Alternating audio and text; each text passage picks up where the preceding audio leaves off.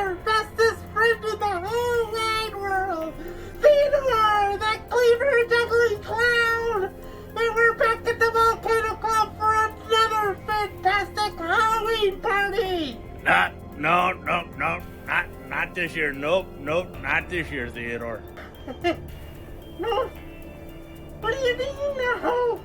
I got my cleaver. I'm ready to juggle and have fun with the boys and girls. Yeah, no, I'm sorry about that, Theodore, but we're going in a different direction this year. We're not doing any cleavers. Not doing cleavers? Yeah, I'm sorry, man. They outvoted me. We're not doing cleavers this year. We're doing machetes. It's a Machete Monday at the Volcano Club instead of the usual cleaver. So unless you want to juggle machetes. What kind of silly clown would ever juggle machetes? Yeah, I'm really sorry, man. Not even a little cleaver. I'm sorry, Theodore, but maybe the Waffle House. I know what I'm not wanted.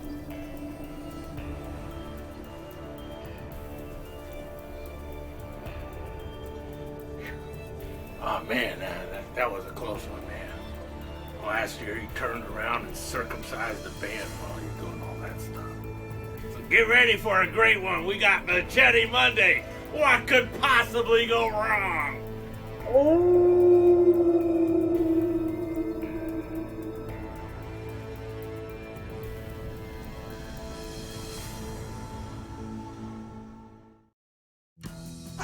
This episode was previously recorded in front of an imaginary studio audience. Time for fun, Knife Friday! Alright, hi all you knife chatters out there. Your old pal Skip the Show, welcoming you back to the Volcano Club for the second annual, well, not necessarily second annual, but the second ever Machete Monday. Now, the Volcano Club has been trying to establish this for a few years now. We want to make Machete Monday the Monday before Halloween. That's our idea. So if Halloween falls on a Monday, it'll be a whole week ahead of time. But Halloween is like Thursday this week, but Monday before Halloween. So this is Machete Monday at the Volcano Club. We're hoping that we'll turn it into a national day. Machete Monday, the Monday before Halloween. Yeah, doesn't that just sound perfect? In any case, we started this a few years back, and we had a good plan with it, but we had like half off mojitos and with our Machete Monday at the Volcano Club, and well, show up at the Volcano Club, bring your machete, and you're going to get a free Mai Tai. Compliments of Knife Chats with Tobias. What could go wrong? Mai Tais and machetes. My kind of party. Remember, boys and girls, nice full of choices. Choose the Volcano Club. Mai Tai machete. Things did not go as planned, and well, there's a little bit of community service involved and everything, and it kind of put a damper on the thought of having Machete Mondays. And so, well, we got through with all that community service, and there's no liens on us anymore or anything like that. And we've decided that maybe mojitos and machetes probably don't mix as well as I thought they would, because, well, mojitos, I mean, it's a happy drink. It gets everybody happy, and, and everyone's way too happy with their machetes, even though, how can you not be happy with a machete in hand, right? But so this time we're going to go with, instead of half off mojitos, we're going to go half off Dark Stormies to launch Machete Mondays again. Yeah, I can't picture anything going wrong with Dark Stormies and machetes. And it just doesn't fit as good, Mojito Machete. That almost sounds like somebody's stage name, Mojito Machete. But Dark and Stormy, well, I don't know, Dark and Stormy Machete. That kind of fits in with the whole Halloween vibe, maybe, It was a dark and stormy night, and it was Machete Monday. Yeah, I can see that. I can see that entirely. Yeah, so Machete Monday with half off on your Dark and Stormies at the Volcano Club. Now, you know, I decided I needed to find out just exactly what a machete was, and so I looked at define machete on one of that, what is that thing called, the internet, the web or whatever, and all of these websites were saying machete is a large knife used for agricultural purposes and a weapon. And it's like, no, it isn't. Well, yeah, it can be used as a weapon, but nobody sets out and says, you know what, I'm going to design a machete for fighting. It's like, well, I got to go fight and I don't have anything else. I guess I'll grab my machete. And I know that some cultures and stuff have come up with, plans on how you can fight with a machete, but really, seriously, a machete, the original definition a long time ago was a machete was a knife with origins in Central and South America that was used for agricultural purposes like cutting brush and cutting down sugar cane and stuff like that. And that's what we're talking about, is like, something used for agricultural purposes. And here's one of my favorite machetes, and this is a big one. And I don't know if this is from Central and South America or not, because it says there Jamaica WI. See that? Jamaica WI. So I think this is either from Jamaica, Wisconsin, because WI stands for Wisconsin, or it might be Jamaica, West Indies, down there in the Caribbean. And got a girl there with some boobies and everything else. It really looks good. She might be, I don't know. But you got a hand grip right there. Big old blade on there. Now this is actually made in England, or the blade is out of England. I said where it came from and everything a long time ago. But now this is a machete. Yeah, now, you could look at that and go, that kind of looks like it could be a cutlass or something. And maybe at one time they were using a cutlass and then it turned into a machete. And but the thing is got a thin blade stock, and it's flat all the way down right up until you get to the edge there. And then the edge is sharpened. So it's a flat blade. This one does have a little distal tapering going on, which is what you see in swords. They have a distinct distal tapering all the way from the handle all the way down. So this one does have a little of it, but typically it could be just a flat bar all the way down for strength and everything, and then it's got a cutting edge. And that cutting edge is right at the edge there. They don't start developing it. They're not like this big hollow grind or anything. It is really flat metal, and then they just take and grind the edge right at the edge.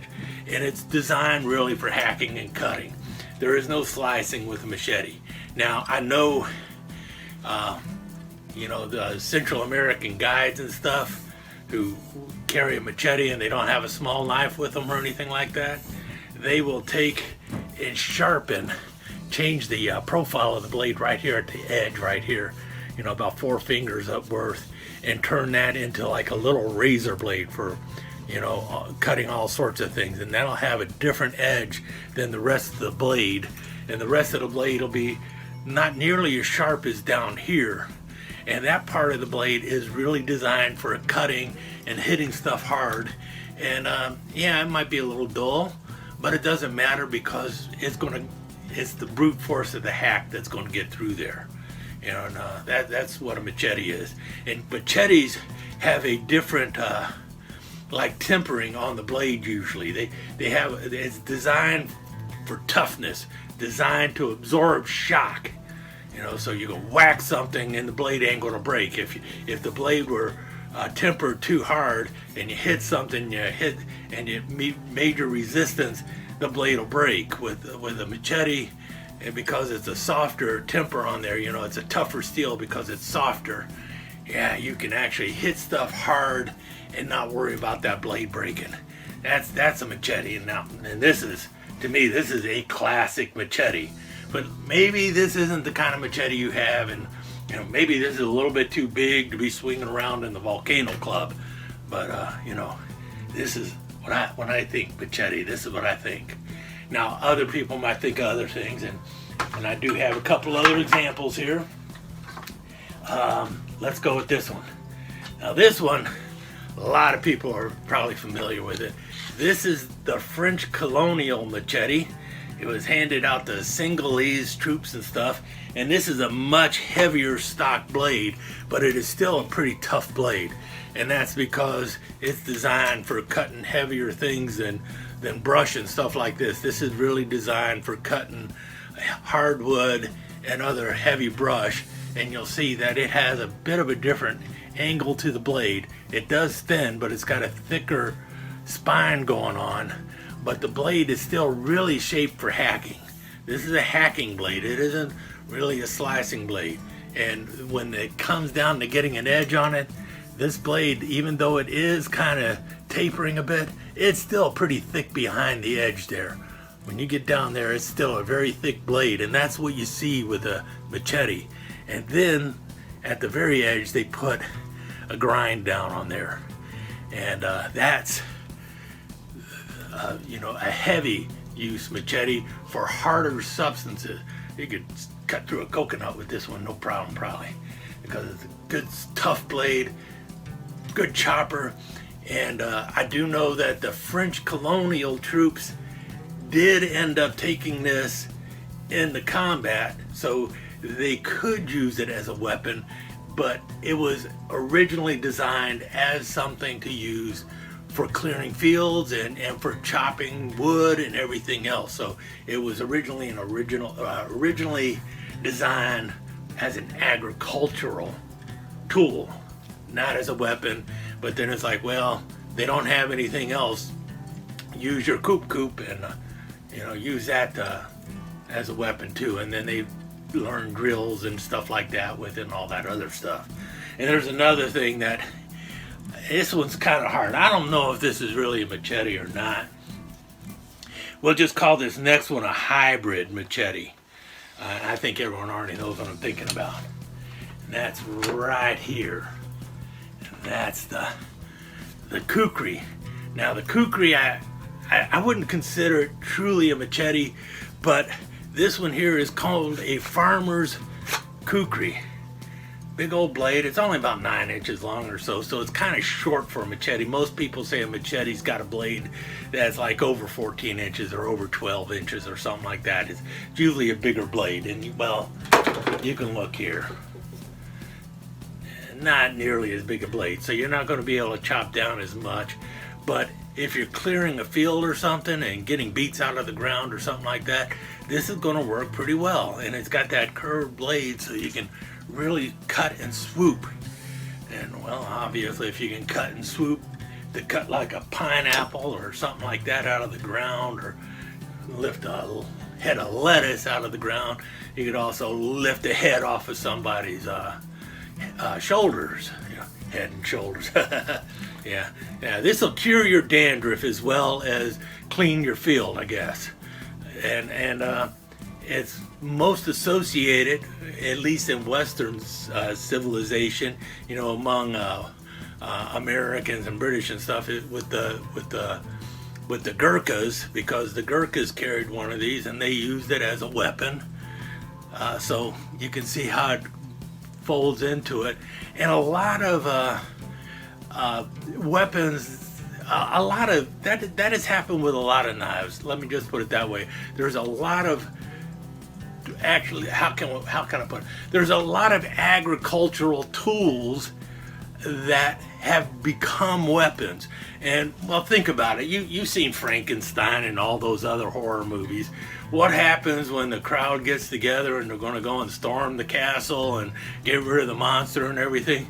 Everybody grabs a torch and their pitchforks and those things. So, you know, why wouldn't they also grab, like, you know, in Nepal they would grab their torch and their kukri, you know, to go take care of the monsters and stuff. So that's why, you know, that happens.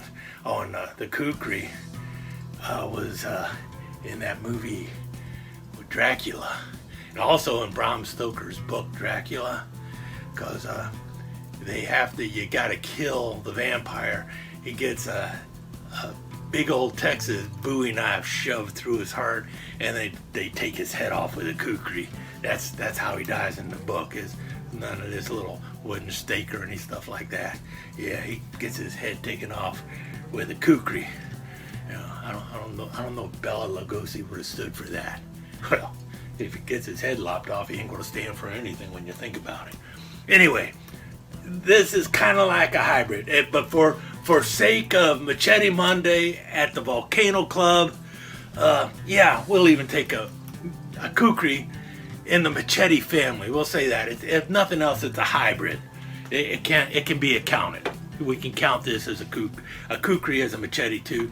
Even though I'm sure a lot of people out there are saying no, kukri's in a field on or is in a class all of itself, and I agree with you on that too. But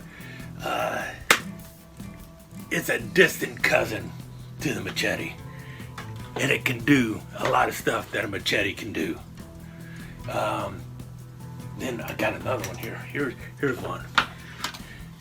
This one's a Air Force survival machete, a folding machete. This is from World War II, and this was made by W.R. Case and Son. You know, crank it out.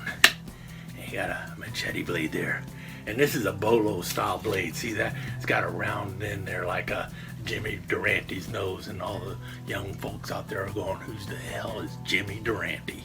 But anyway, it's like a big old nose there, and got a blade there that's only about, I don't know, 9, 10, 11 inches long, something like that. And you got a handle down there, and it's a liner lock on there.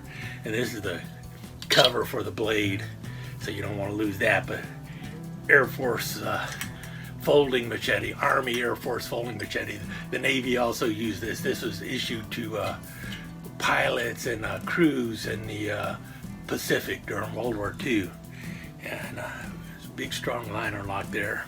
Let me put this cover back on so I can try and close it, because this thing is hard to close. It got a big old lock there, see that lock? And you press and you try and bend it in. And I'm grabbing the blade, but I got the guard on there. Without the guard, I don't know if I could close this blade. And then you close it up, nice and short. Now it's pocket size, right? Got a pocket-sized machete, and some people, well, and let's see, another machete here. Here's another one. Now, this is one that I'm thinking maybe some people are going to go, yeah, it's a little short for a machete. We'll see. Let me get the cover back on this one. This one's funky. See, you slide it in this way, and you push it down, and you got to tap it all the way in there to get that blade covered up. Yeah, that's how you get that blade in there. And then I got to knock it on something to knock it out. So I'm just going to leave it like that. I just don't want to cut my foot off. Now here, this is an Ontario corn knife, the 410, I think, corn knife. And I know some people don't go, that looks kind of short. Got about a 10-inch blade. But you know what? This, now I got to open it up again.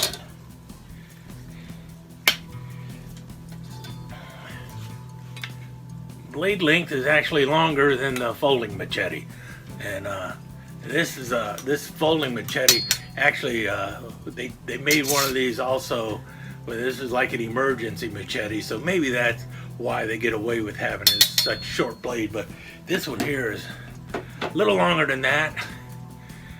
A nice flexible blade, but this is just a flat sheet of steel here.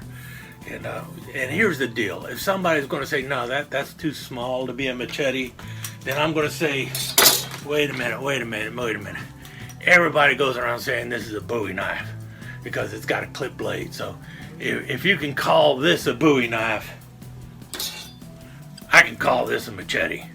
Now this is a corn knife, but I'm thinking it's also a light duty machete for light duty. And it's got a nice flexible blade there, really good for cutting through grass, good for cutting down corn, good for, cutting down some light bamboo, before it gets really big and thick. When it gets big and thick, that's when you break out good old Coop here and let him do the heavy cutting. This one's good for the light cutting. And this is this is good for a half off Dark and Stormy, just like this one's good for half off Dark and Stormy. And this one is going to be a lot lighter on your hip than this one will. And this one will probably be less likely to cause me to have to do even more community service. And we may never be able to get around to getting to an annual Machete Monday. Yeah. Is there something I'm missing? I think I'm missing something. Do you think I'm missing something? Oh yeah. The two-handed tie machete by Cold Steel. I didn't crack that one out. And it was right here all along. Yeah. Now, this one also only half off for that Dark and Stormy. But this one looks like a sword. And some people would say it's a sword. But the thing is, it is a flat steel blade all the way along. And then it isn't until you get to the edge there that you actually have a cutting edge. And so the balance of it is all wrong for a sword and everything else. So that's part of it. The lack of distal tapering on the blade says this is not a sword. Plus, Cold Steel sells it as a machete. So the Cold Steel tie two-handed machete. Yeah, there you go. Now, if that ain't going to get you half off on a Dark and Stormy, I don't know what would. Skip out. Alright. There you have it, all you knife chatters. Been your old pal, Skip the Show. Another fun Knife Friday in the books. Remember, if your knife's not fun, you're doing it wrong. Skip out. If your knife's not fun, you're doing it wrong, and Skip Out are registered trademarks of Skip the Show Enterprises. This has been a Cat Production presentation. All rights reserved.